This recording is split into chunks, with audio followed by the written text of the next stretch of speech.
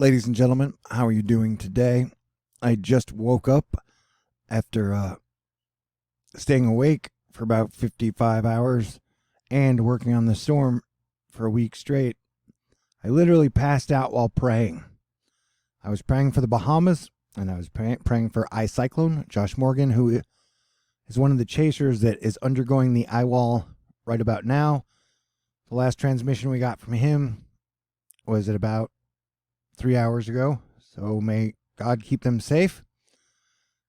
And I apologize. Last night I went a little crazy thinking it might go straight towards Miami.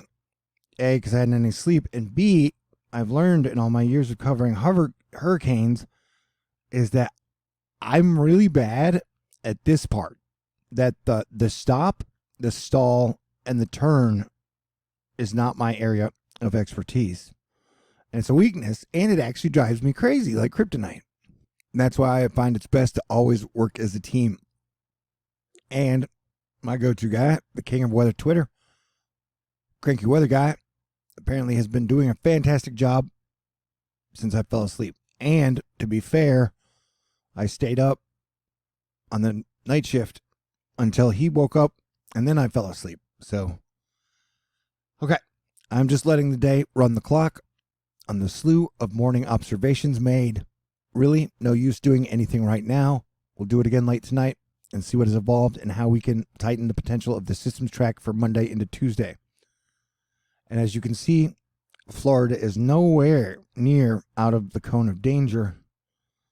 We've got some impacts that are going to be expected over the next few days, and I can take a guess that Florida is feeling the storm right now.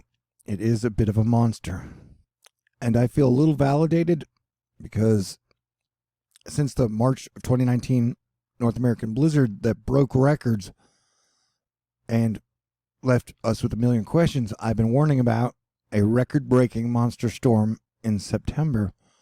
And so it is best to expect this major mammoth Category 5 asterisk WTF monster storm, Dorian, to have some surprises up its sleeve.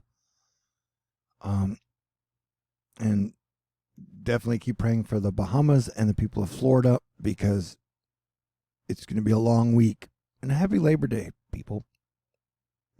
The bad news is I fear the ocean temperatures around Florida are pretty warm. We've got some pretty minimal wind shear. And, yeah, this thing is a monster. Hopefully, if you are along these areas, you may want to think about moving to the west of Florida, because when this thing comes ashore, if it comes to shore, nothing is guaranteed. I think you can believe me by now that this thing is capable of doing some pretty major damage. Some of the rainfall totals associated with Hurricane Dorian have been pretty eye-popping. So on top of whatever storm surge it would bring, it would also drop lots of amounts of heavy rain, and this storm is supposed to stall out at some time. And so let us hope it doesn't happen over any type of landfall, especially over the Bahamas. You've got hurricane warnings, watches, and tropical storm warnings and watches up all across and all around California. It looks like right now the biggest area to worry about is Fort Pierce. Though, like I said, at this point, I don't think anyone along the coast needs to let their guard down, but I'm pretty sure you guys won't. The models are showing some pretty major rainfall totals associated with it. This says up to 20 inches. I think we could see anywhere up to 50 if a stall component is added in. Another problem is, as dominating as a hurricane is, it is highly susceptible to island interaction, especially the slow-moving ones. If we decrease a little latitude, then you can slide under and around Grand Bahama rather than track to it and over it. Examples: Yo Queen Matthew. Yeah, hurricanes are finicky, strange beasts. Historic storm. Let's hope not a historic landfall. It belongs in a museum. Thanks, Indiana Jones. Yeah, this is why I was saying that, and all through September and through October, we're going to be on watch for Category 5 hurricanes. And if you think you might be in its path, I would recommend evacuating. Cranky weather guy. It continues to have bad intentions written all over it as it flows over Florida, has yet to stop retreating, thus keeping the coastal advance ongoing. I have no new observations. I am waiting out the day of evolution of the prior analysis of the many features cited as worth watching.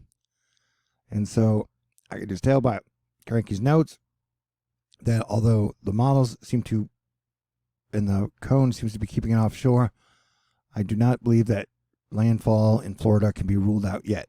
But at this point, let us pray.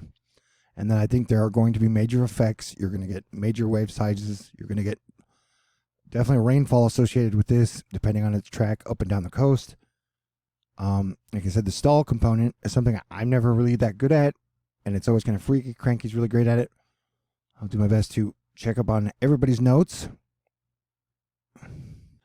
The latest Euro track keeps it just offshore and is a major threat to North Carolina. But with Cranky's tracking, I would definitely not let your guard down, and I don't think anybody will. I've been covering hurricanes like a pro since Matthew. And yeah, if I make 20 videos leading up to a storm, that means it's going to be really bad. And if I talk about a storm since March, that means it's going to be a historic record breaker usually. So this is the beginning of peak hurricane season. We've got a lot of players on the board. We're still watching a low in the Gulf. We've got a storm coming out of Africa. Actually, I think I have not refreshed this. There you go. So we've got quite a bit of activity. And I think this area will be a hot spot. It's one of the areas I pointed out. The Neptune opposition, I had said back on April 11th that we would see a hurricane in here around the 10th, which is Neptune's opposition. And so Dorian, hopefully, is the Neptune opposition storm, which I said would be Cat 5. And so it would put it here around the 10th exactly on the Neptune opposition date. So I'm hoping this is the Neptune opposition storm, but we can't be sure. And we're going to have a lot more players on the board. And I have also predicted a Category 5 hurricane that will come out of the Gulf around October 13th that will hit Crystal River. This is the prediction I'm most confident in. I'm sorry, Florida, to have to inform you that we are probably going to have to go through this again in the middle of October. But at least now I have an almost exact location down. My process is like Cranky's. The more we do it, the better we get. I want to thank Cranky again. He's done a fantastic job. I want to thank everybody at Weather Twitter. They've done a fantastic job. And I want to thank you guys. You guys sent in several donations last night. I passed out, so I haven't had a chance to put together a list. But I got 2 days left in my fundraiser. Wait, the 1st, the 2nd, and the 3rd. So if you would like to contribute for all my hard work, I'd appreciate it. I got a PayPal link, and my address should be in the information box. And I will be covering this night and day, and hopefully I've shown my dedication to keeping you guys safe and keeping you guys informed way ahead of time.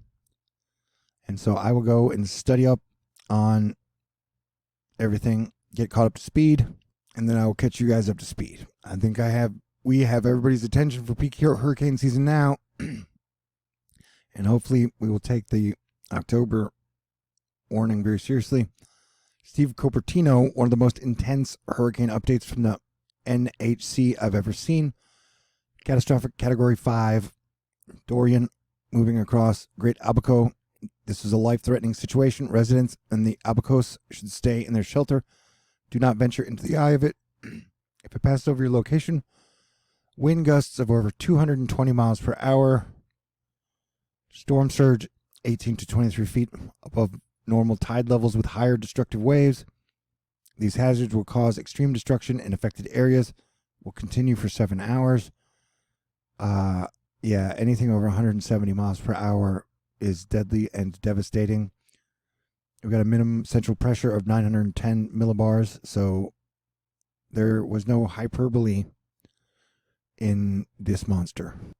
And ladies and gentlemen, with all the gas giants on the same side, we will be going through some pretty intense weather, earthquakes, and volcano eruptions for the next 6 years. Then it should calm down. And so now's the time for us all to work together and adapt as the Earth, the Sun, and the solar system change. We should change as well. And I just want to say thank you all again. You guys have always been pretty amazing to me. And even last night when I freaked out a little and thought I might be going towards Miami, everyone was pretty considerate and awesome. So I love you guys. I appreciate y'all. And let us hang in there. But we will pray for no landfall anywhere, but especially along the coast of Florida. If it does look like it will be turning to the west, please at least try to get to the west of Florida and keep yourself safe, because this thing is a damaging storm and its hurricane and tropical force winds will extend out.